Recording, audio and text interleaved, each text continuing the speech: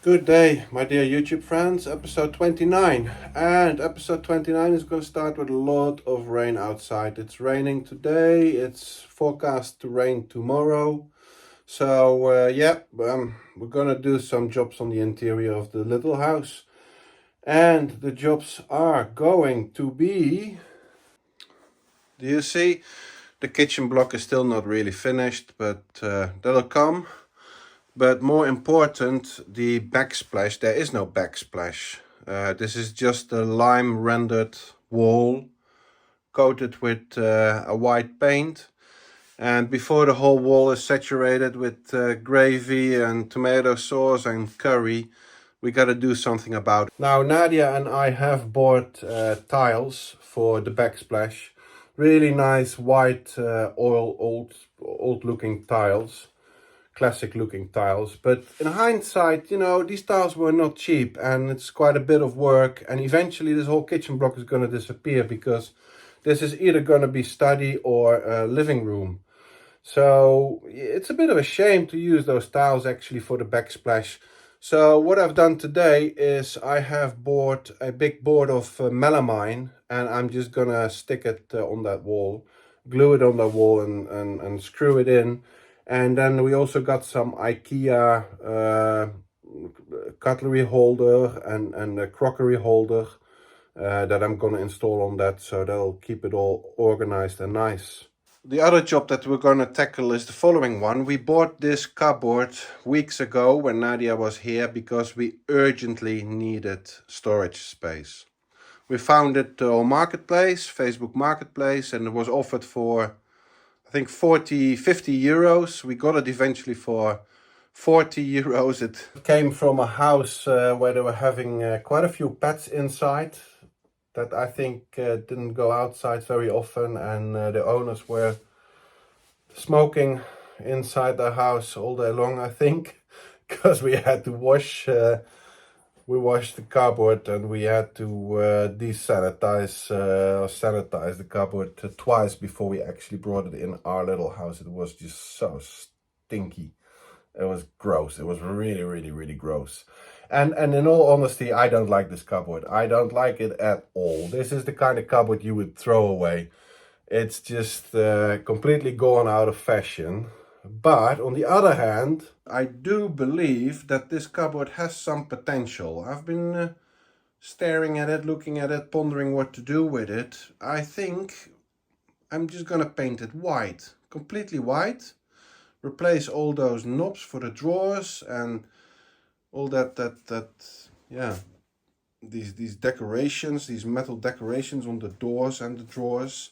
And yeah, I think it could work out if I use a nice, really matte kind of chalky paint, and maybe even work in some patina in the doors and in the drawers. I think it could become quite alright, quite acceptable. It's quite a big job, but yeah, I think it's worth it. So. Yeah, let's at least make a start of it, that job this weekend. I don't know how many coats of white paint it'll need for it to be fully covered. And I don't know what the drying times will be in the weather conditions at the moment, but we can at least make a start and hopefully finish it within a couple of days. So, yep, let's get to work.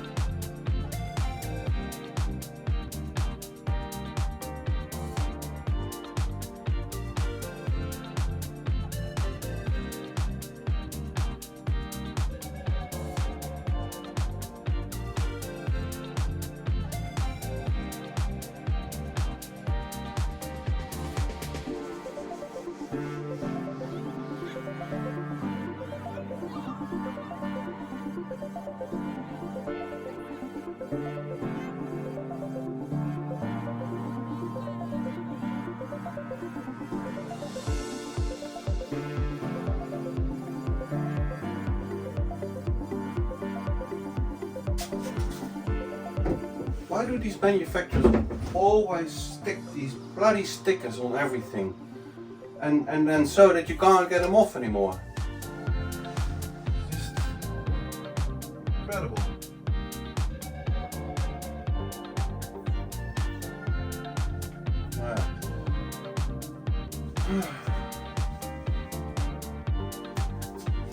Yeah, just glue it into place.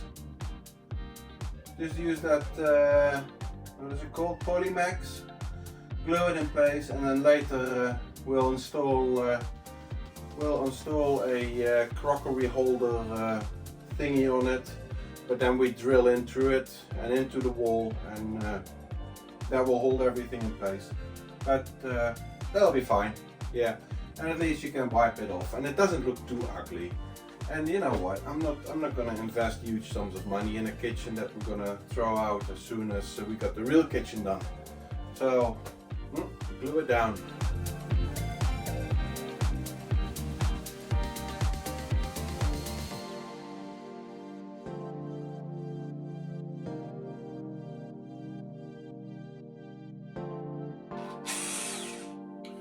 Have I already told you that this is one of my favorite tools? The battery operated Makita caulking gun. It's fantastic, absolutely fantastic. It's definitely in my top 3. Now let's just see if we can maneuver it in place without smearing the glue on areas where it shouldn't go. What are you doing here, buddy?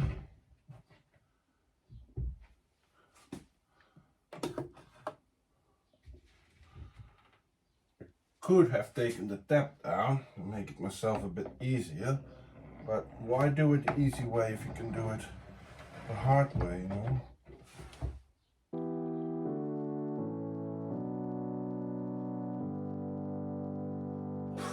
IKEA stuff.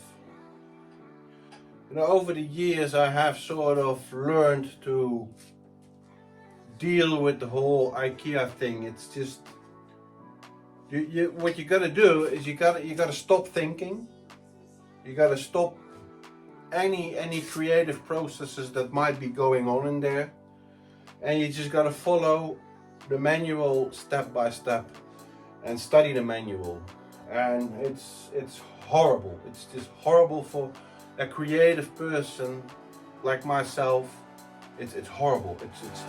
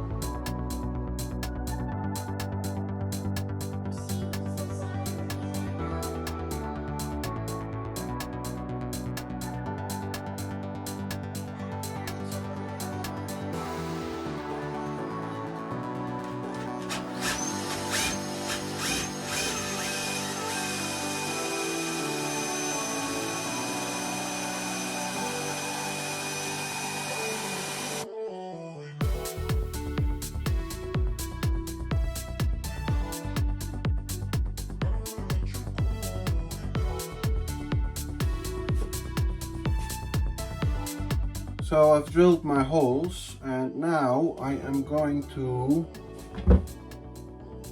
because these walls, they are built of hollow bricks, hollow building bricks. I'm going to fill these holes as far as I can with a 2-compound chemical anchor, it's called, just for the making sure that the plugs have something to sit in.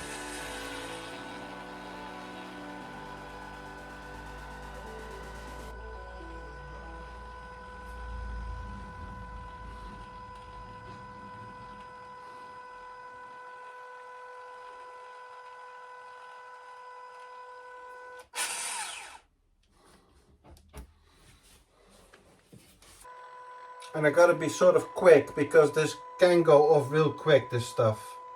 And then it's rock hard.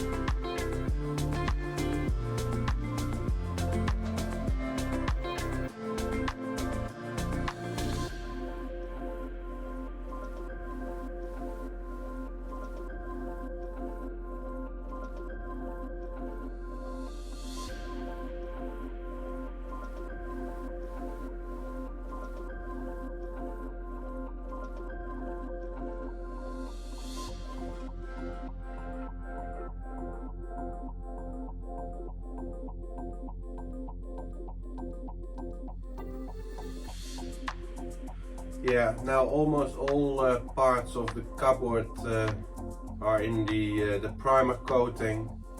It's a water-based primer coating. And certain parts like the top I do in a, well, what do you call it? In a white spirit-based coating. Just because I want to have it waterproof and all, and strong.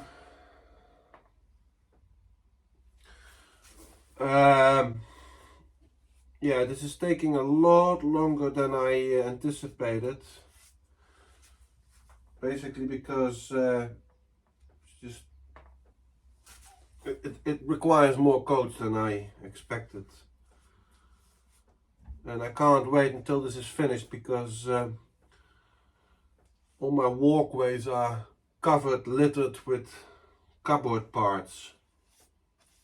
Now, of course, it would have been a lot easier just to keep the cupboard together and paint it like that, but you know, if I want it to look good and I don't want it to look like a school art project, so it's just much better to take it all apart and paint all the individual parts and then put it back together. It looks more professional.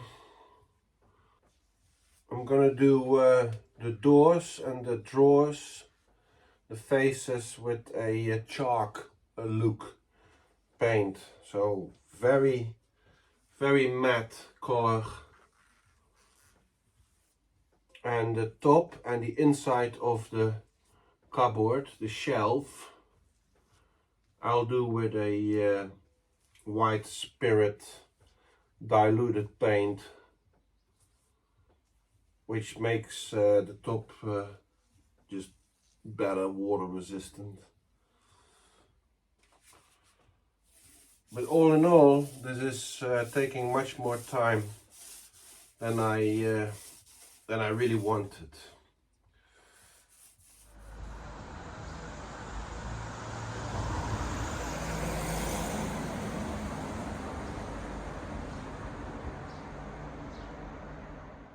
So it is now exactly 1 year ago that we started renovating this house, and I think it would be cool to show you some before and present footage after my little talk.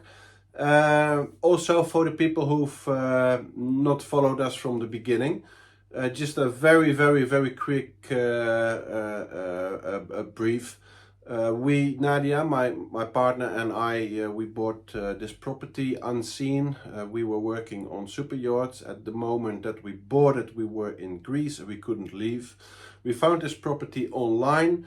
It looked really good. Nadia's family has in the past done up quite a few properties here in France. So we did our research as good as we could without having seen the property, and we just bought it. A few weeks later, when we had the opportunity, we came down here. We took our camper van, which was based in Holland at that time. And after the season, we started working. Actually, did we start working? We started working a year ago on the house. Now, I have slowed down my paid job. I spent 4 months away last winter to work, but Nadia has been working basically continuously. She visits every now and then when she's off and spends some time in the house and helps with the project. But largely I have been working on it, and I have been working in the last 12 months. I think I have effectively been working 7 months, 7.5 months. Yeah, by myself. We can't really find any contractors here. They're either too busy or, I don't know, too spoiled. I don't know, but I don't really think that I could find people who would work with me to my standards. I'm not that easy to work with. So yeah, that means that I'm working by myself here. And so far, yeah, what we have done is We have prepared the smallest part of the property, which is an old barn, an old little shed of about 16 square meters, and we've converted that really quickly into a tiny house. The reason being that in the summer months I was living in the camper van on a camping nearby, but during the winter months the camping is closed, and we don't have a garden large enough to park the camper on, so I had to move in, really. So we've converted this small house, what we call the small house or the little house, into a tiny house. We got all facilities, and now I'm starting to work on the garden, getting the garden ready in order also to create more space for me to move around and to store materials, etc. And then later we will start working on the big house, hopefully later this year.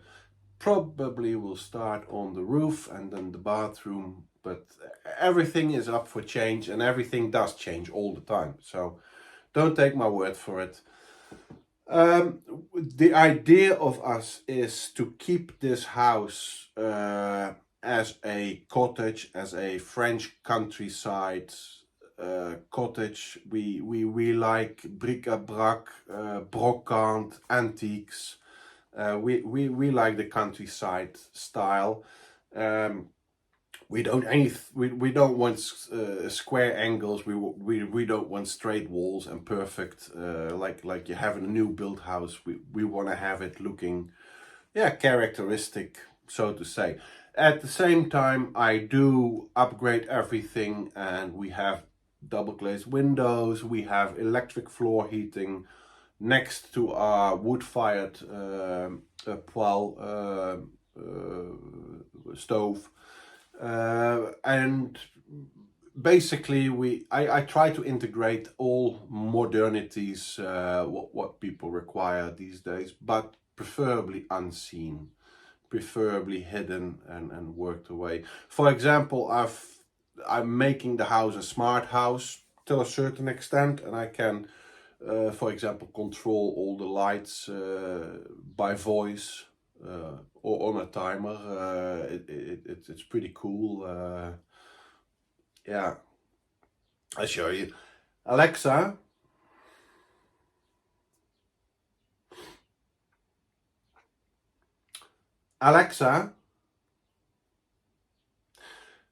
sometimes Alexa has a day off, and then I'll just ask Siri, because I can control everything by phone as well. Hey Siri. Why don't you ask Alexa? So Alexa is always your best little friend when you're at home, but now all of a sudden you ask me. Hi Siri, just ignore him if he's too lazy to get up. He does this all the time. Yeah, I noticed he's a lazy bastard. That's probably why he's got such a fat ass. He's got a fat ass? I've been seeing him take a shower. It's gross. What else did you see? Okay, we're going to quickly look at some before and after footage, okay?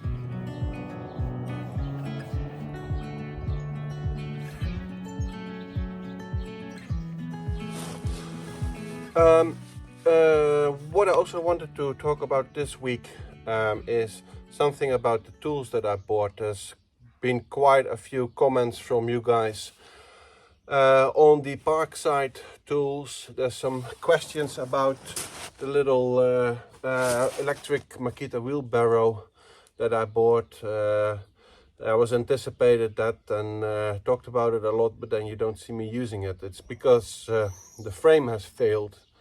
My own fault, I'm sure.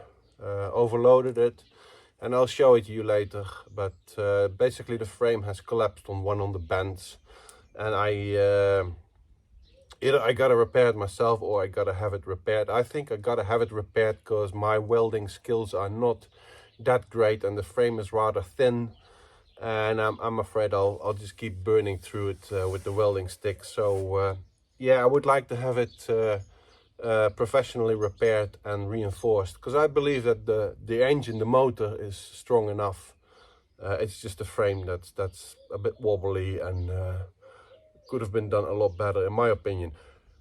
Having said that, that's really the first time that I'm sort of disappointed in a Makita tool.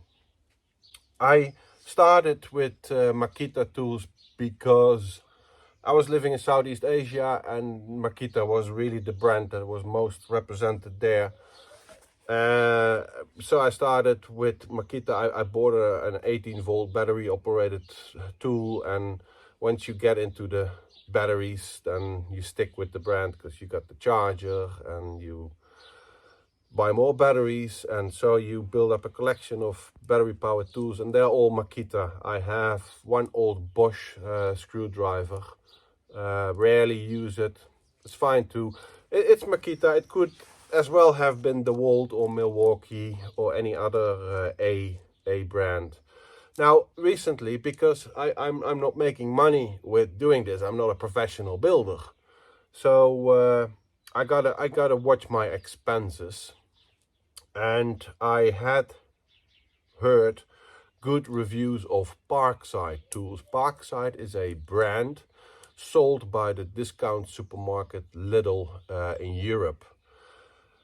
I've heard rumors, I really don't know whether there's any truth to it, but I've heard rumors that they're built by Bosch in Germany or designed in Germany. I don't know, I really don't know, but I've heard that. But I've heard good reviews, and people say, and you get a 1 year or a 3 year warranty on them, and this and that. And so yeah, I placed a large order in France. Here you can't order Parkside tools and have them delivered to you. You just pick them up in the supermarket at what they have at that time. So I placed an order for these tools in Holland, and when I drove to Holland, I picked them up there. So all my warranties are in Holland while I'm in France. Having said that, I warranty. What is a warranty? You know, this, as you've seen in last video, this one crapped out on me, the Parkside Recipro saw. It just can't handle what I want to do with it. So it's working now again, but I don't know for how long. And I certainly know that it's just not powerful enough for the work that I want it to do. So if it craps out on me, yeah, I could make use of the warranty if I go back to Holland, probably. And after a lot of hassle getting a new one, that still doesn't do what I want it to do. So I'm really not too fussed about the warranty. If this one craps out on me, then I'll throw it away and I'll buy a Makita one. What I also bought is this angle grinder, battery powered. I did not have a battery powered angle grinder before. I have several wired angle grinders, but I really wanted to have a battery powered one. I'm happy with it so far, but it's really not the most powerful one. Now I don't have anything to compare it with because I don't have any other battery powered angle grinders, and I'm not going to buy any because I got so many big wired angle grinders. If it craps out on me, I will replace it, and I think I will replace it with a Makita one. Having said that, I saw on the little website that they do have a 40 volt angle grinder. So that's with two batteries, two 20-volt batteries. So the Parkside system is all 20 volt. And from Makita I have the 18-volt system. Yeah, I'm not sure. I paid 80 bucks for it, 80 euro, 80. That's probably including a battery. yeah, what can I say? Then also what I bought was this combi hammer. So it's a drill, it's a hammer drill, and it's a hammer. Also 20 volt. I picked this one up in the supermarket in France for 80 euro. 80 euro. But again, I picked it up because it was just 80 euro. I could not leave it. I have the Makita one, which looks actually really similar. It's also a combi hammer drill. It's 18 volt and it's just way more powerful. I've had twice now that this one couldn't do the job and I had to get this one out to do the job. You've seen it in past episodes maybe. I was drilling those concrete sumps for the rainwater collection. This one couldn't get through it with that big 120 mil drill. This one did get through it. Also, I've been trying to loosen up ground here, soil, to drive those poles in with drills. This one couldn't do it, this one could. So this is just a lot more powerful than this one. I want the most available power per weight ratio, really. I mean, I could get a lot more power if I bought a bigger one, but that would be so heavy. This one is lovely. It's lovely to work with. I bought it also with a unit that you slide on, and you drill through the nozzle, and it's a vacuum cleaner. It sucks out everything that comes from the wall, and you've seen it, or you will see it maybe when I drill some holes for the kitchen. But it's just absolutely love this one. If this one fails on me, I'm just going to buy exactly the same one again. And now with the price comparison, let me have a look. The Makita one, what I was loose, not in the set that I bought it with, but just loose unit, is 216 euros. And I paid for the Parkside 80 euros. So that's roughly 3 times. Yeah, so that's 3 times the price. But yeah, it's really hard sometimes to make that decision. I think for essential tools that you use all the time, and you will for the foreseeable future, it's really worth investing in A brand equipment. Yeah, this one is a little bit of a waste of money, really. This one will come in handy when my Makita one craps out finally, and I haven't got time immediately to go and fetch another one. Then this one will come in handy, or if a neighbor needs to borrow a tool, I'll give him the Parkside one. Anyway, yeah. So I have plenty of other things from Parkside. Tape measures and that kind of shit, small stuff, non-electrical stuff, and it's just so cheap. So, you know, when I'm shopping at the Lidl, I just put it in the basket, and you get another item for your collection. Yeah, for some things it just doesn't really matter, you know. The wheelbarrow, I show you what went wrong and hopefully how I can resolve it. So if you look here, then you see that this bend here is bent further than it should be. It's collapsed. The frame has really collapsed on itself. And that's my fault, without a doubt. That's my fault, because I've overloaded it. We had a lot of really wet dirt to move, clay, sand, and yeah, I just overloaded it. But you know, that's what you do, isn't it? I mean, you got a huge job to do. You're not going to say, hi, I'm going to, you know, walk 5 times instead of 3 times. You know, you just overload it. So, and then I don't think that the bucket is too large. It's not a really large bucket anyway. So, yeah, I would have gladly paid 200 euros more for a more sturdy frame, a little bit larger bucket maybe. than this, because I will not have warranty on it, because it's my own stupid mistake. It's gonna be a nightmare ordering a new frame for this one. Well, and then I gotta strip this one and build up the other one. It's also gonna take a day. Yeah, what I'm thinking of is stripping the whole thing, bending the frame back into shape, and then reinforcing that corner. And that's simple enough if you're a good welder, and I'm not a good welder. Not good enough to weld a frame. So I gotta find someone who can do that for me. Yeah. And then I will make some modifications to the whole frame and make it way more sturdy than it is. It's yeah, with just a few welds, tacks in place, it'll be a lot more sturdy. I don't need the bucket itself to tip. I can tip the whole thing as easily, you know. So that mechanism that can be taken out, it can be welded together, those two frames, the frame that the bucket sits on and the frame of the wheelbarrow itself. That sort of things, you know. So but I gotta find someone who can weld. Yeah, that's not easy these days, right? Because everything is shipped back to the factory. So yeah, that's my my little bit that I wanted to talk about with regards to tools. There were some questions from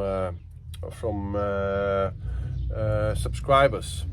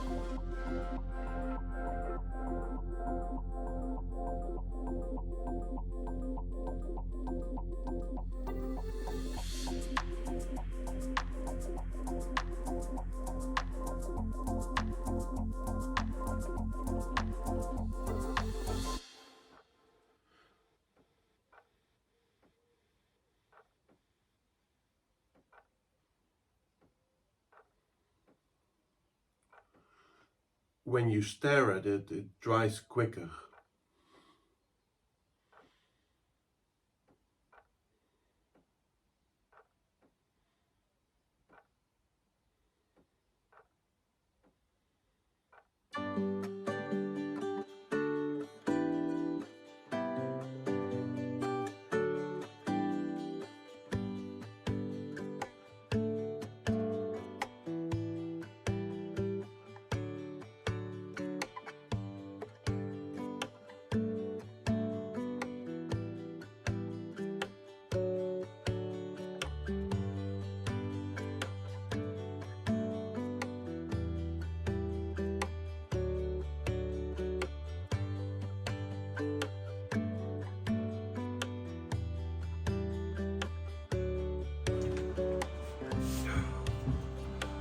So that took me a little bit more time than I really wanted to spend on it on a Saturday morning, but I really need my cupboard back. As with most projects, it's finished for like 95%, 98%, and I still need to finish it off. I need to paint a little bit, touch up the paint a little bit here and there. I need to find some knobs, some beautiful old knobs. I found some really nice one on Etsy, but yeah, I'd rather source it locally and have something real vintage. So yeah, well, sort of to be continued, as with most projects really. I seem to have a patent on finishing everything for 98% and then leaving the rest. Anyway, it's looking better than it was, that's for sure.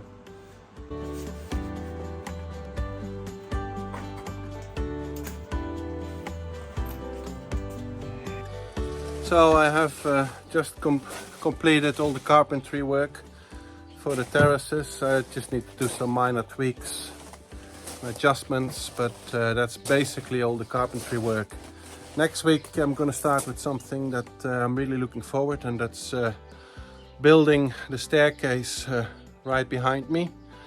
That's going to be interesting because it requires yeah, some planning and designing and some thinking, and that's going to be a nice break from all this cutting, sewing and painting, really.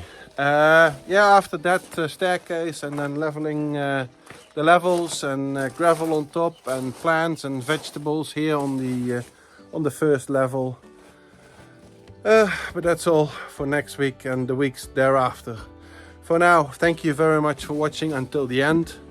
Thank you very much for liking, for subscribing, and an extra big thank you for the people who have bought me coffee last week. Thank you very much. I'll hope to see you next week. Bye now.